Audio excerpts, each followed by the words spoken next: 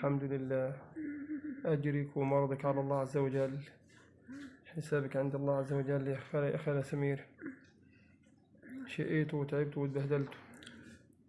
بنات حلوين ولادكم يا ابني. نعم. عايلة واختي. الحمد لله. الحمد لله على ما جاب الله وعطاياه. انت صحتك عاملة ايه؟ الحمد لله.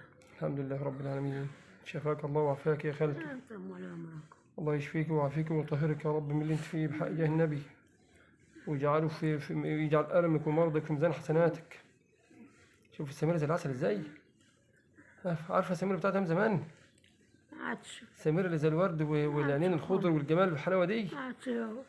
والله والله كأنك من ملك من ملائكة ربنا في الأرض. والله يا بختك عند الله عز وجل. أنت عارف إن الأنبياء هم أشد الابتلاء في الأرض. ثم الأمثل فالأمثل. أهو أنت يا بختك وأجرك على الله عز وجل. أقسم بالله حد النعم على عيني يا خالته. يا خالته سميرة أم ربيع. خلاص بقى يا خالد. الحمد لله يا كبدي. الحمد لله. الحمد لله. بقول انتهت. الحمد لله على قضاء الله وقدروا علينا. نحمد الله.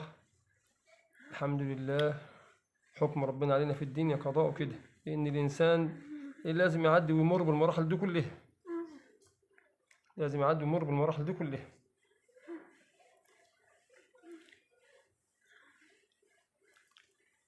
ألف سلام عليكم وربيع. شفاك الله وعافاك يا كبدي ويا روحي ويا قلبي ويضيع عيني. والد كويس. والد كويس الحمد لله. ولاده الحمد بناته الحمد لله. مالكوش بركة إلا بعضيهم. الله يبارك في عمرك. محدش واخد من الدنيا حاجة. الحمد لله رب العالمين. الحمد لله.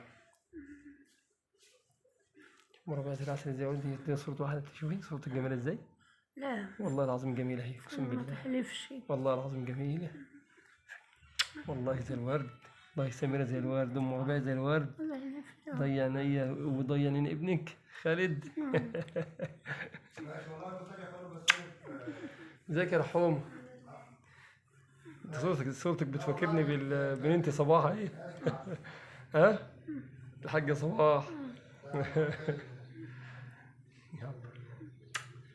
وحشتيني يا خالته وقلت ما اسلم عليك وما ينفعش يعني اجي بالقاس وما قطعي.